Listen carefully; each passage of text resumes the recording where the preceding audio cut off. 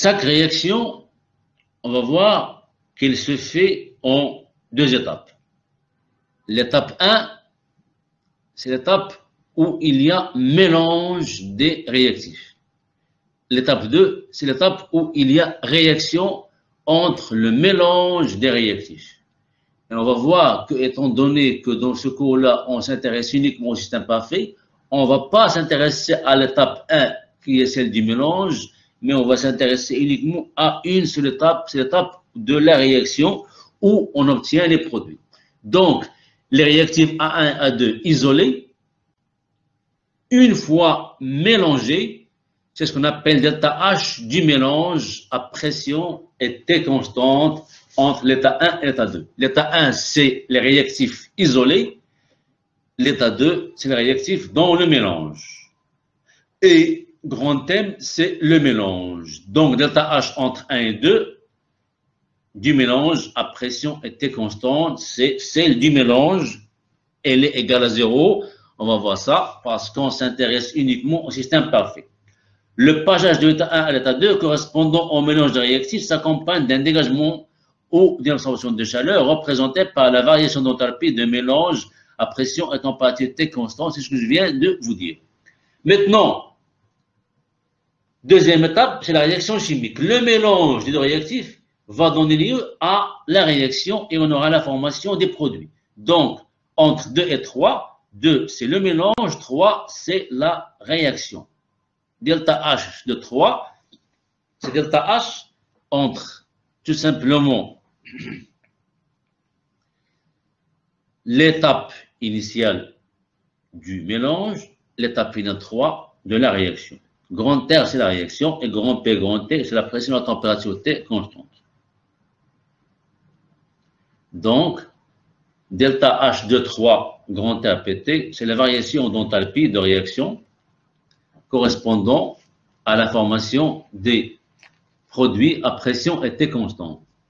L'enthalpie grand H est une fonction d'état. Nous pouvons donc écrire quoi? Que delta H total, c'est la somme entre delta H du mélange et delta H de la réaction.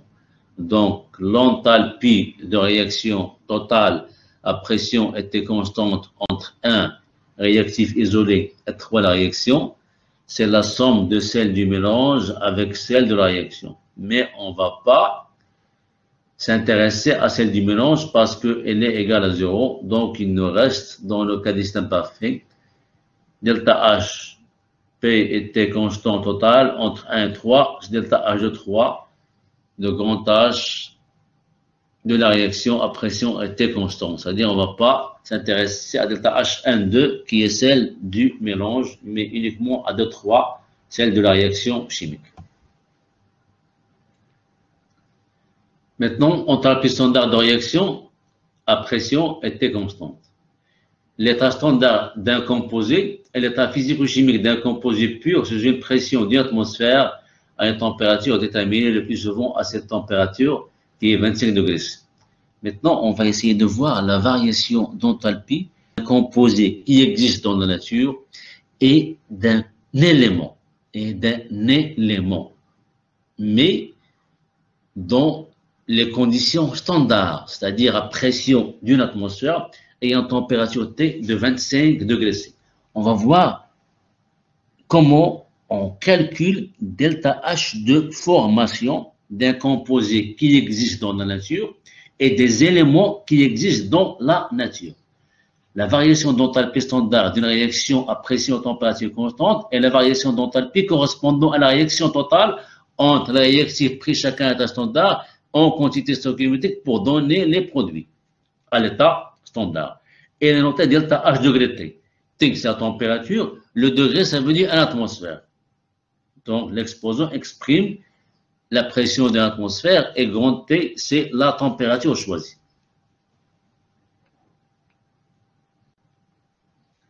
Voilà un exemple. La combustion de l'acide acétique liquide, chaque fois qu'on entend mot combustion, ça veut dire réaction avec l'oxygène. gazeux. Et les produits qu'on obtient, c'est toujours et toujours CO2 gaz et H2O liquide. Souvenez-vous de ça. La combustion d'un solide ou d'un liquide ou d'un gaz se fait toujours avec l'oxygène gazeux. Monsieur, Et les produits qu'on obtient, c'est toujours CO2 gaz et H2O liquide. Je répète Monsieur. la troisième. Oui. monsieur, j'ai pas compris pourquoi l'enthalpie du mélange est nulle. Et Nul. Est égal. parce que nous sommes dans les systèmes parfaits et les interactions sont négligeables. On va s'intéresser uniquement à l'enthalpie de la réaction. Dans le cas des systèmes parfaits, l'enthalpie du mélange est toujours nulle et donc on va s'intéresser uniquement à l'enthalpie de la réaction chimique. C'est clair? Oui. Et souvenez-vous de ça, l'enthalpie de combustion est toujours négative. Et la réaction de combustion pour un solide ou un liquide ou un gaz, c'est toujours avec l'oxygène gazeux et le produit qu'on obtient est toujours CO2 gaz et H2O liquide. Vous avez un exemple, la valeur c'est moins 208 kcal moins 1 kcal par mol de l'acide acétique. C'est la variation de l'enthalpie standard de la réaction de combustion de l'acide acétique. Et la combustion se fait à pression était constante et les produits qu'on obtient dans une réaction de combustion, c'est toujours CO2 gaz et H2O liquide. Il vous reste uniquement à chercher les coefficients stoichiométriques. Les réactifs, c'est toujours eau de gaz avec un réactif autre qui peut être solide ou liquide ou gaz. Maintenant, comment mesurer la variation d'enthalpie standard d'une réaction? Il y a la mesure directe à l'aide, bien sûr, d'un calorimètre. La variation d'enthalpie H est une fonction d'état, donc la variation d'enthalpie associée à une réaction chimique d'état H ne dépend pas de l'état initial et ne dépend pas de l'état final. Donc, ne dépend que tout simplement de la chose suivante. Je répète. Delta H, l'enthalpie H est une fonction d'état. Et donc, la variation d'enthalpie d'état H ne dépend pas du chemin suivi. Je répète, ne dépend pas du chemin suivi. Elle dépend uniquement de l'état initial et l'état final. Donc, la variation d'enthalpie associée à une réaction chimique d'état H ne dépend que de l'état initial des réactifs et l'état final des produits. Ne dépend pas du chemin suivi.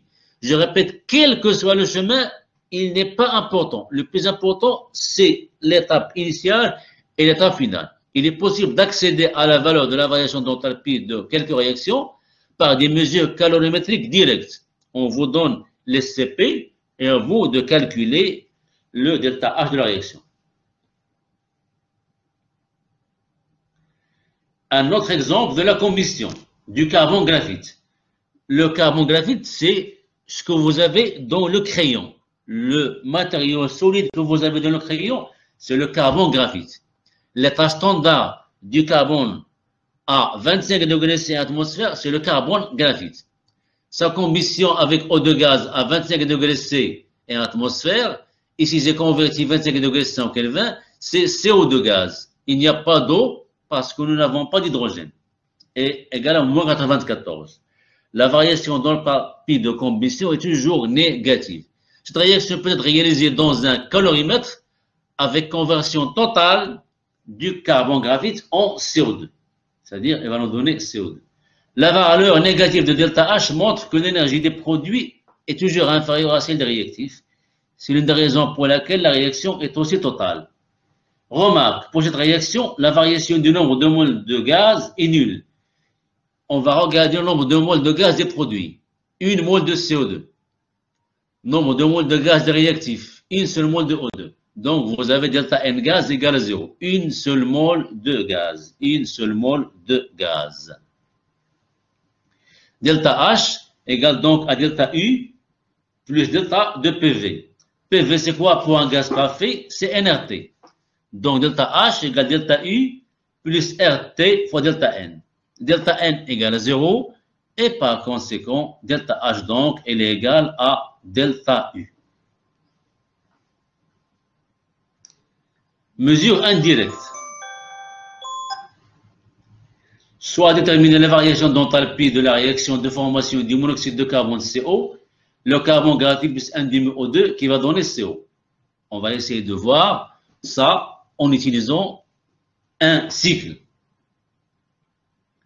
La variation de l'enthalpie de cette réaction est intéressante, mais cependant, il est impossible de transformer complètement une mole de carbone graphite en monoxyde de CO sans qu'il y ait une quantité considérable de CO2 comme étape intermédiaire. Donc, on aura une réaction intermédiaire. Par ailleurs, la formation de CO2 est accompagnée d'un dégagement de chaleur et rend impossible la détermination de la quantité de chaleur fournie par la formation de CO seul. Donc, on va essayer de voir cette étape intermédiaire. Voilà. Il est possible de trouver la valeur de delta H pour cette réaction en remarquant que la formation de CO est une étape intermédiaire de la réaction de formation de CO2 à partir du carbone et de l'oxygène. La méthode qu'on va voir maintenant, c'est la méthode des cycles. Vous allez voir ça dans les travaux dirigés et je vais vous envoyer des QCM, des questions à choix multiples.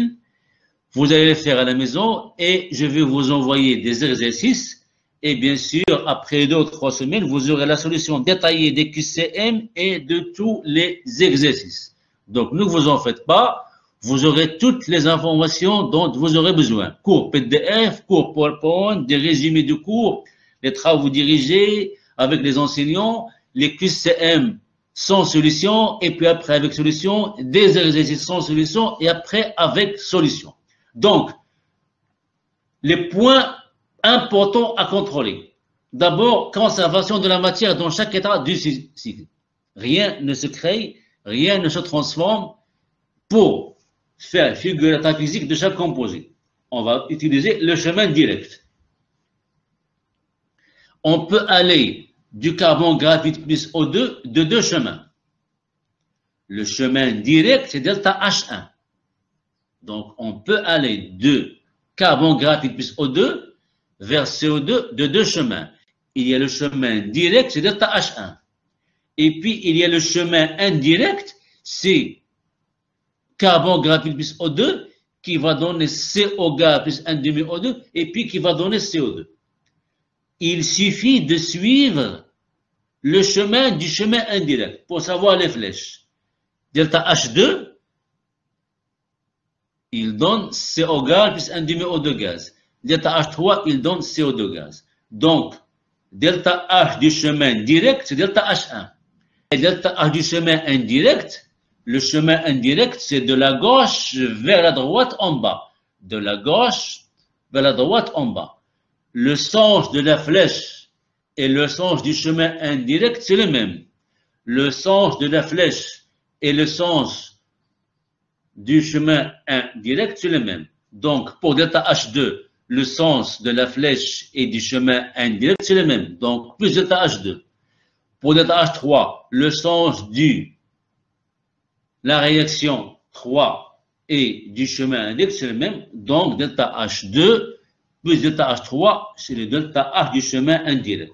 Et par conséquent, on peut aller de l'état initial vers l'état final de 2 façons différentes. Dans le chemin direct, c'est delta H1, et dans le chemin indirect, c'est delta H2 plus H3. Il suffit de suivre le chemin et de regarder la réaction. S'ils sont dans le même sens, c'est plus. S'ils sont dans le sens contraire, c'est le signe moins. Le schéma ci-dessus montre. Monsieur, vous pouvez répéter la dernière chaîne? Oui, oui. Si vous regardez bien, qu'est-ce que nous avons à gauche? Carbone graphite plus O2 gaz. Et qu'est-ce que nous avons à droite? CO2 gaz. On peut aller de la gauche vers la droite de 2 façons différentes. Soit avec le chemin direct d'état H1, ou en passant par une étape intermédiaire, qui est CO gaz plus 1 demi O2 gaz. Si vous regardez l'étape intermédiaire, il y a deux flèches. La flèche pour la réaction 2 et la flèche pour la réaction 3. Pour le chemin indirect, on va prendre le chemin indirect. On va commencer par C graphite plus O2 qui va donner CO2. Donc, le chemin indirect est delta H2, même sens. Vous êtes d'accord? Et puis, le chemin indirect et la réaction 3, même sens. Donc, delta H2, le signe plus, delta H3, le signe plus, bien sûr.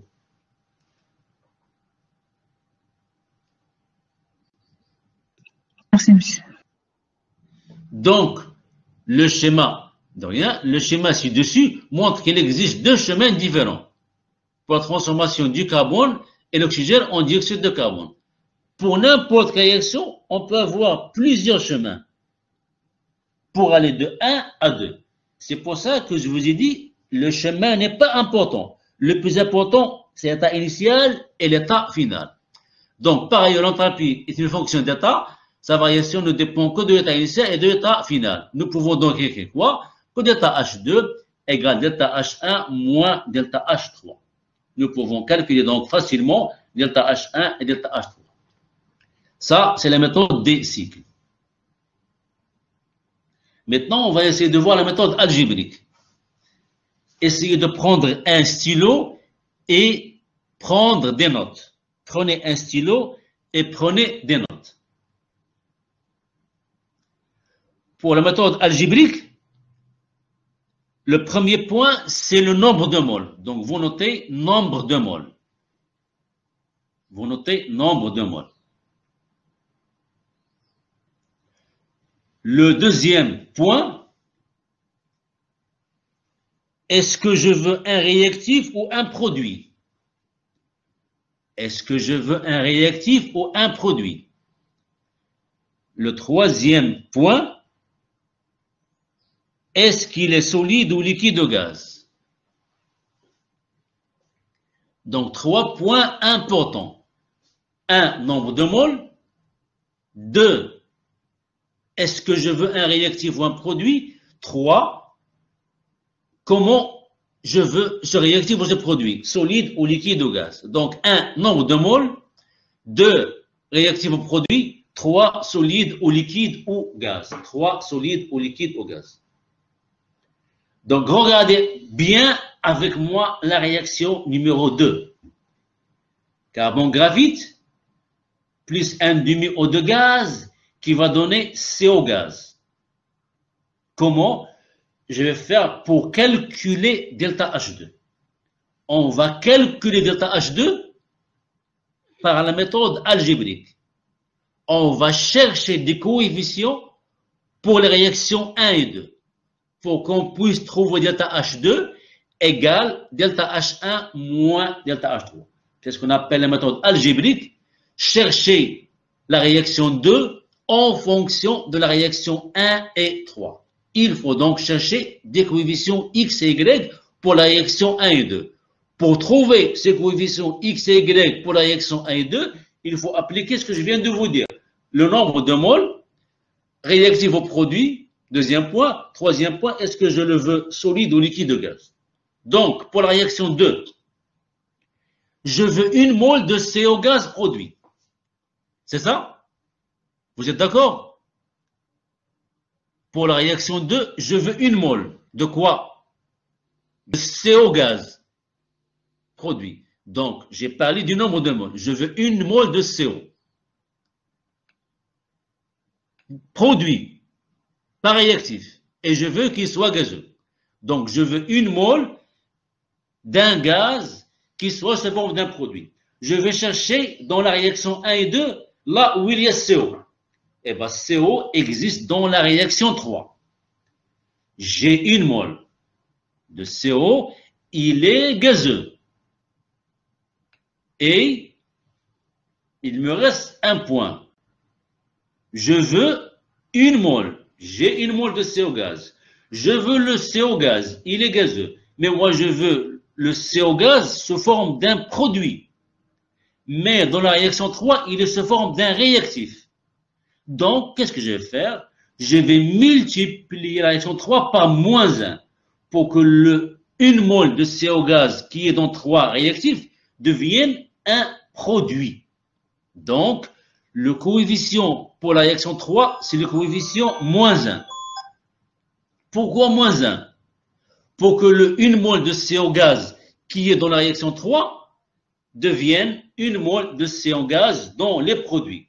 Donc, pour avoir 1 mol de CO gaz produit, je vais chercher là où il y a CO gaz. Il est dans la réaction 3. J'ai 1 mol, oui. Il est gazeux, oui. Mais moi, je veux CO gaz 1 mol produit. Dans la réaction 3, il est réactif. Donc, je multiplie la réaction 3 par -1. Donc, réaction 3 par -1.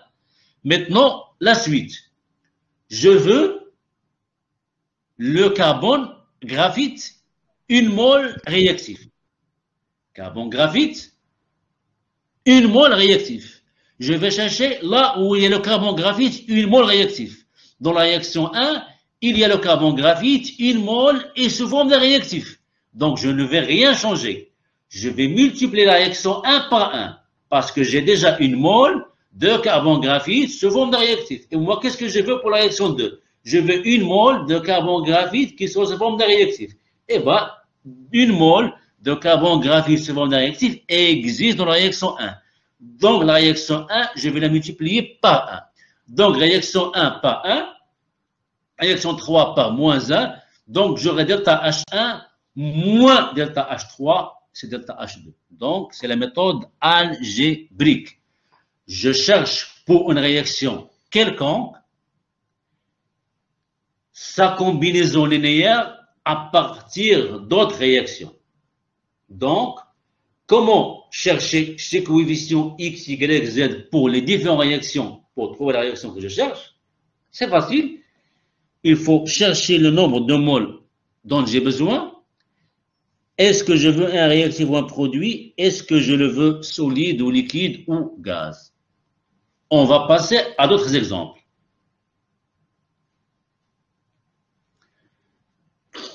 Carbone graphite plus H2O gaz, qui va donner H2 gaz plus CO gaz.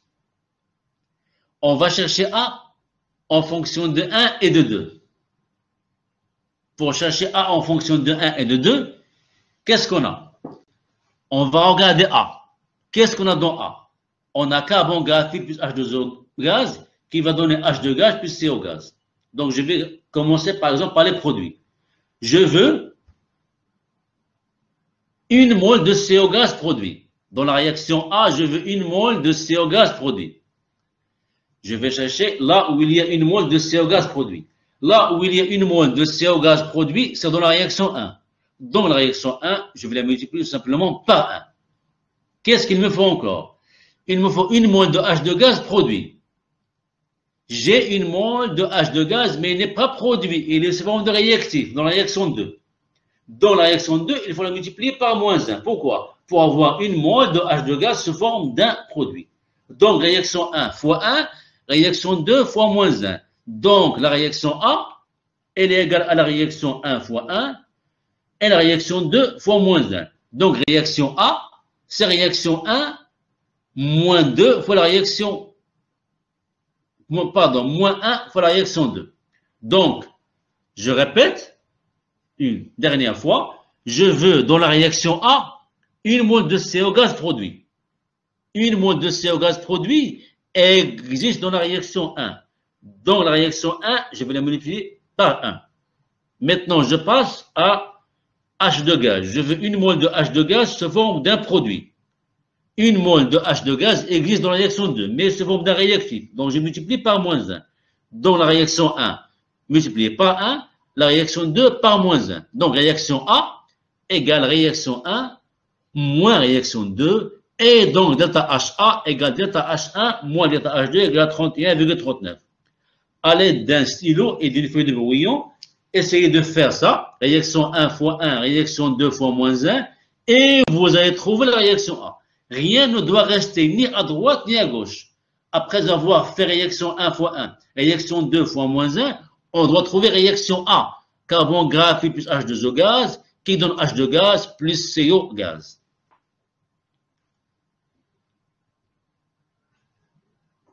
Voilà un autre exemple. Mg solide plus 2HCl gaz qui donne MgCl2 solide plus H de gaz. Je veux MgCl2 solide produit. J'ai MgCl2 solide produit dans la réaction 1. Donc réaction 1 fois 1. Je veux, par exemple, H2 gaz, 1 mol produit. H2 gaz, 1 mol produit. H2 gaz existe dans la réaction 2 et gazeux, mais réactif. Un problème. Mais un demi. Et moi, je veux un. Donc, pour que H2 gaz devienne, au lieu de réactif produit, je multiplie par moins 1. Et pour avoir 1 mol de H2 gaz, je multiplie par 2. Dans la réaction 2, je dois la multiplier par moins 2. Pourquoi? Pour avoir H2 qui va devenir, au lieu de réactif produit, et pour avoir H2 gaz, une seule mol. Je multiplie donc réaction 2 par moins 2. On va voir ça autrement. Je veux HCl2 gaz réactif. Pour avoir HCl gaz 2 mol réactif, je regarde la réaction 2. J'ai HCl gaz, mais j'ai une seule mol et se forme d'un produit. Pour avoir HCl gaz qui est dans la réaction 2, pour l'avoir sous forme dans la réaction B de 2 moles de HCl gaz réactif, je multiplie par moins 1 pour que HCl gaz devienne réactif et par 2 pour avoir 2 moles. Donc réaction 1 fois 1, réaction 2 fois moins 2 et la réaction B, c'est donc réaction 1 moins 2 fois la réaction 2 et donc delta HB, c'est delta H1 moins 2 delta H2, c'est donc moins 153 plus 2 fois 22,06 est égal donc à moins 109,1. Conclusion, loi de S. Conclusion de ce qu'on vient de voir, c'est la loi de S.